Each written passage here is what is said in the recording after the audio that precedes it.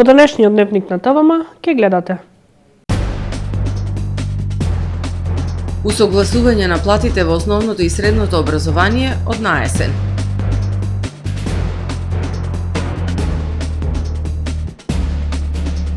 Зачестени пожари на отворено. СВР со апел за совесност до граѓаните.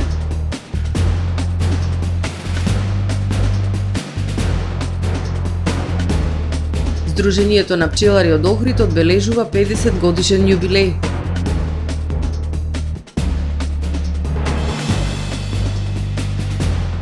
Педесетти општински надпревар по прва помош.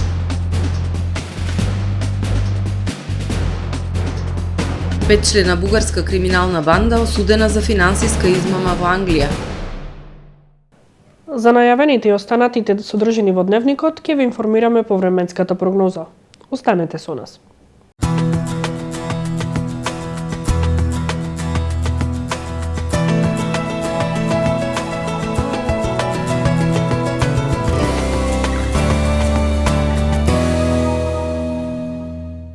Во Охрид денес имавме сончево и многу топло време со максимална дневна температура до 24 степени Целзиусови. Во текот на ноќта, четврток кон петок, ќе преовладува претежно ведро и топло време. Во петок над Централна Европа останува центар на широко поле на висок воздушен притисок, кој што во најголем дел од Европа ќе условува претежно сончево време со појава на локална облачност и надпросечно топло, речиси насекаде во Европа. Локално во северните предели на Британските острови, како и на југ од Скандинавија, врнежи од дожд. На Балканскиот полуостров утре претежно сончево и многу топло време со појава на локална облачност. Максималните дневни температури ќе се движат во интервал од 23 до 28 степени. Во Македонија во петок ќе превладува сончево и многу топло време, проследено со засилен североисточен и северозападен ветер со брзини до 20 км на час. Минималните температури ќе се движат во интервал од 4 до 12 степени, додека пак максималните дневни температури во Македонија утре ќе достигнат од 20 до 30 степени. УВ индексот со висока вредност 7. Во Охрид во петок ќе превладува сончево и многу топло време. Минималната температура од 9 степени, додека пак дневната ќе достигне до 24 степени. Во Охрид во сабота и недела ќе превладува сончево и многу топло време. Минималната температура од 11, односно 9 степени, додека пак дневната ќе достигне до 24, односно до 26 степени. Во понеделник претежно сончево време со појава на локална облачност и дневна температура до 26 степени.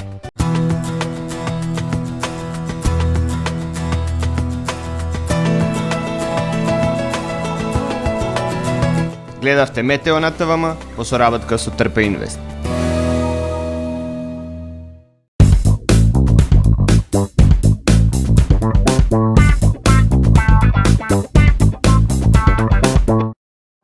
Тамаро е 25 години охридски водечки лидер и препознатлив бренд.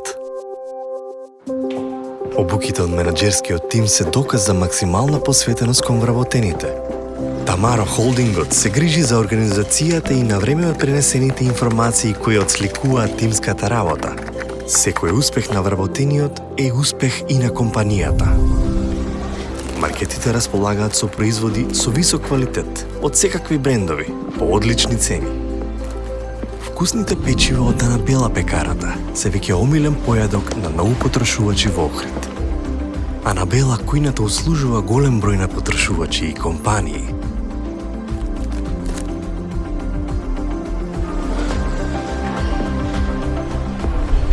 Рибарата е секогаш снабдена со најразлични видови на риба и морски плодови. А месарниците располагаат со свежо месо и месни производи во секое време. Уживајте во својот охридски домакин. Тамаро, повеќе од маркет. Добре дојдовте во светот на Кармен Бау Центар. Во беспрекорно уреден продажен простор, купувањето во еден Бау Центар никогаш не било попријатно. Со гордост ви го представуваме нашиот шоурум Мараци, со најголем избор на плочки од мараци и санитарија од светски познатите брендови Грое, Колпасан, Идеал Стандард, Рока, Унитас. На располагање ви е нашиот архитект, кој ќе ви помогне во осмислување на вашиот проект. Располагаме со најбогатата палета на ламинат во државава. Одберете од 100 различни дизајни на Swiss Chrono. Покрај стандардниот избор на фасадните системи Knauf и Bekament, ви нудиме богат избор на професионален алат на реномираните производители Bosch и DeWalt. Кармен Бауцентар на улица Железничка.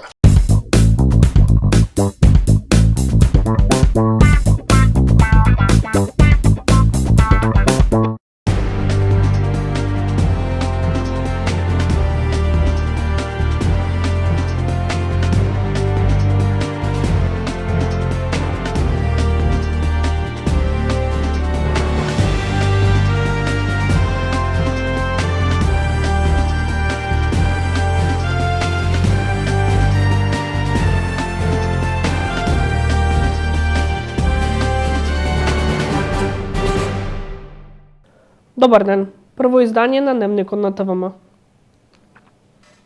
Вработените во основно и средно образование ќе почекаат до наесен за усогласување на платите со растот на минималецот.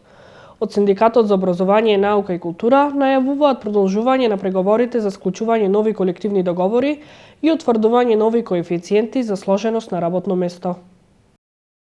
Синдикатот за образование, наука и култура бара веднаш после изборите да се усогласат платите во основното и средното образование во согласност со последното зголемување на минималната плата. Вработените во детските градинки, дејноста култура и високо образование добија покачување од 12% со мартовската плата. Од синдикатот очекуваат и вработените во основното и средното образование да добијат покачување од 12,15% со септемвриската плата. Дополнително реков ќе продолжат преговорите за склучување на колективни договори за основно и средно образование, тоа што бевме на прагот за подпишување, меѓутоа од некои неоправдани причини колективните договори не се подпишаа. Од СОНК најавуваат дека ќе продолжат и преговорите за утврдување на новите коефициенти на сложеност на работните места согласно општиот колективен договор. Најдосна до декември 2024 година треба да се утврдат новите коефициенти на сложеност по работно место, кои што ќе бидат во примена од март 2025 година со новата методологија за исплата на плати. Од СОНК најавуваат дека со новата влада идниот министер за образование ќе разговараат и за нов концепт во образованието за кој велат дека покажал одредени слабости и за надминување на проблемите кои ги има во областа на детската заштита и градинките. Две интервенции на пожарникарите вчера во Охрид и во двата случаи нема повредени лица, информираат од СВР Охрид. Вчера, 10 април, во 19 часот и 25 минути, во СВР Охрид е пријавено дека настанал пожар во помошни простории од куќа на улица Марко Цепенков во Охрид. Истиот ден во СВР Охрид е пријавено дека на површина со нискостаблеста вегетација кај стрелиштето Бајбунар избувнал пожар. Неофицијално, причина за пожарот кај стрелиштето Бајбунар е човечки фактор, односно палење на гуми, при што огнот се проширил на поширока површина. Од СВР Охрид информираат дека и во двата случаи нема повредени лица, а интервенирала територијалната противпожарна единица од Охрид. Струшката полиција поднесе кривична пријава против две лица, жител на селото Франгово и албански државјанин, поради предизвикување општа опасност, соопшти денеска СВР Охрид. Тие на 1 април, откако го исчистиле просторот околу селото, за што биле ангажирани од местната заедница, сметот несовесно го запалиле и предизвикале пожар. Територијалната противпожарна единица од Струга со навремена интервенција спречила ширење на пожарот кон селото. Поради зачестените пожари неотворено во изминатиот период, СВР Охрид започна со поинтензивни активности и контроли со цел поголема заштита на регионот од појава на пожари. Во врска со пожарите кои деновиве зачестија на подрачјето на Охрид, апелираме граѓаните да избегнуваат палење оган во шумски предели, на стрништа, на плевел, отпадоци или на друг материјал, тоа да не го прават на отворен простор и подсетуваме дека предизвикувањето на шумски пожари намерно или од невнимание представува кривично дело кое се санкционира со одредбите од кривичниот законник, тоа е членот 227, според кој предвидена и затворска казна за оние лица кои ќе бидат затекнати во палење пожар, затворска казна до 8 години. Здруженијето на пчелари одбележува половина век постоење. Јубилејот ќе се одржи со низа свечености. Пчеларството е единствената гранка од земјоделието која изминативе години бележи подем. Здруженијето на пчелари Охрид денес одбележува 50 години постоење. Тоа е едно од најстарите здруженија во земјава. Овој значаен јубилеј ќе се одбележи со низа свечености, а ќе се одржи и предавање за значењето на пчелите за опстанокот на екосистемот во светот. Пчеларството е единствената гранка во земјоделството која последниве години бележи подем, за разлика од сите останати гранки каде се забележува намелување. Имам обраќање јас како председател на здруженијето према присутните и гостите на настанот со кратка ретроспектива на сите настани кои ги одбележаа 50 години од постоење, 5 децении. Имаме обраќање на заменик градоначалникот на општина Охрид, потоа имаме рецитал на учениците од основното училиште Григор Парличев и поздрав до наставниот кадар кој секогаш е расположен за соработка. Потоа имаме кратко предавање од страна на професорот Тицо Китанчев за есенцијалниот дел на пчелата како единка во екосистемот. Доделуваме благодарници и пофалници за сите заслужни членови и соработници на пчеларското здружение. Еден од најголемите предизвици денес на пчеларите е лажниот фалсификуван мед со кој се преплавени пазарите. Мој апел е до пчеларите да ги декларираат своите пчелни производи, бидејќи тоа е еден вид лична карта на нивниот пчеларник и за нив себе. Апел до потрошувачите да купуваат од локални пчелари, од познат пчелар, со тоа го поддржуваат локалната економија. Апел до инспекцијата, Агенција за храна и ветеринарство, пазарната инспекција, комунална инспекција да прават поголеми позачестени контроли особено на пазарите каде таа појава е се позачестена и да има многу повисоки казни онаму каде што има репетиција на действијата, бидејќи на некои трговци им е поисплатливо да ја платат казната, отколку да се откажат од нелегалниот бизнис. Денес Здруженијето на пчелари Охрид брои 60 активни членови, а на територијата на општина Охрид и Дебарца има околу 300 пчелари, кои или од хоби или професионално се занимаваат со пчеларство. Позитивно е тоа што во Здруженијето последниве години забележителен е интересот кај младите, кои сакаат да се едуцираат за пчеларство. Поради настанат дефект на водоводната мрежа, пукната цевка со профил фи 300 мм, денеска од 13 часот и 30 минути има повеќе часовен прекин во водоснабдувањето на улиците Асном, дел од булевар Туристичка, Кеј Македонија, Партизанска и Славе Планина. Екипи на јавното претпријатие Водовод Охрид се на терен до целосно завршување со санацијата, информираат од претпријатието. Во сабота ќе се одржи 50-тиот општински надпревар по прва помош во организација на Црвен крст Охрид. На надпреварот ќе учествуваат повеќе од 150 ученици од основните и средните училишта од Охрид и Дебрца. Во рамки на своите активности и јавни областувања во делот на првата помош, Црвен крст Охрид на 13 април во сабота, во периодот од 9 до 14 часот, под мотото Првата помош спасува животи, ќе го организира традиционалниот 50-ти поред општински надпревар по прва помош.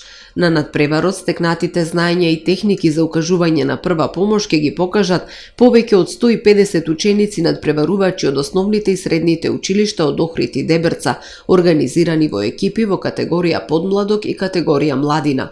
И оваа година на општинскиот надпревар по прва помош ќе се применуваат критериуми и стандарди кои се спроведуваат при одржување на европски надпревари по прва помош. Во таа насока надпреварувачите, но и посетителите на овој настан на повеќе пунктови низ градот, почнувајќи од плоштадот Свети Климент Охридски, на платото пред градската библиотека, по градскиот кеј, ќе бидат сведоци на симулирани случаи на несреќи изведени од членовите на актерските групи на Црвен крст Охрид, како и реалистички приказ на повреди подготвени од посебно обучени шминкери за повреди на Црвен крст Охрид. За регуларноста и оценувањето на надпреварувачите ќе се грижат 15 судии за прва помош на Црвен крст Охрид. Несреќите се случуваат секојдневно и насекаде, во домот, на улица, на училиште, на работното место, на игралиште, во природа. Во такви ситуации, правилното укажување на прва помош значи спасување човечки живот, велат од Црвен крст Охрид. Следуваат вестите од светот. Петчлена бугарска криминална банда осудена за финансиска измама во Англија. Тие се обвинети дека противправно се стекнале со 60 милиони евра преку социјална помош во Британија.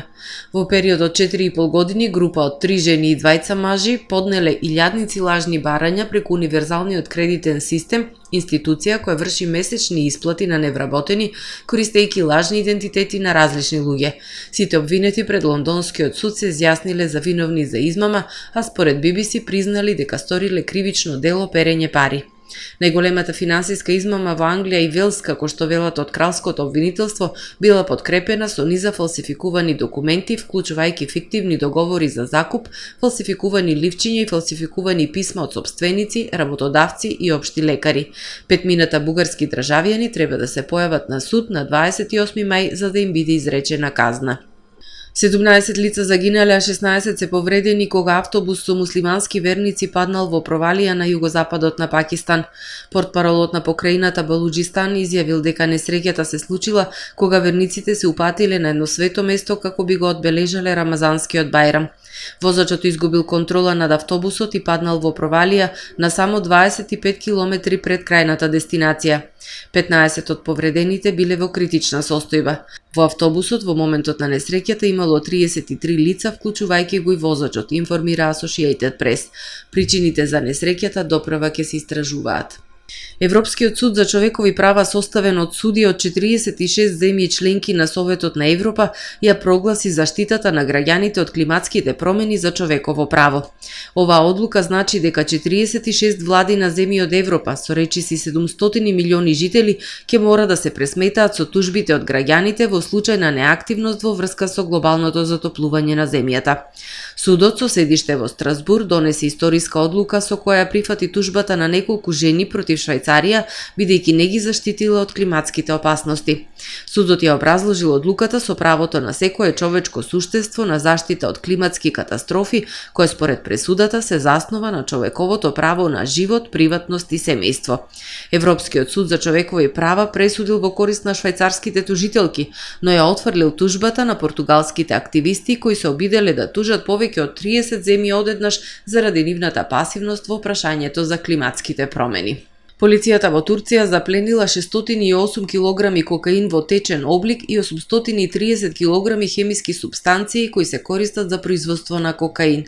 Ова е трета најголема заплена на кокаин по количина во историјата на Турција, соопштил министерот за внатрешни работи.